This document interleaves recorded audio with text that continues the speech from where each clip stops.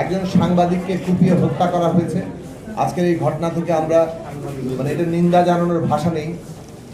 এই যে এইভাবে যে কেউ মানুষকে হত্যা করতে, তার যে ঔদ্ধত্য, তাদের যে সাহস, তাদের যে এই বাস্তবতাটা তৈরি হয়েছে, আজকে দেশের আইন শৃঙ্খলা পরিস্থিতি কতটা উদ্বেগজনক এই ঘটনার মধ্যে দিয়ে তা প্রমাণিত হয়।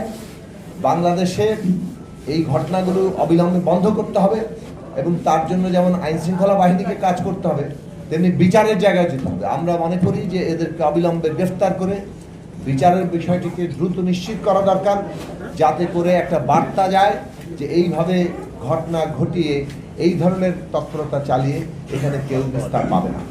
সুতরাং আমাদেরকে এই ঘটনাকে কোনোভাবেই হালকাভাবে নেওয়ার কিছু নেই।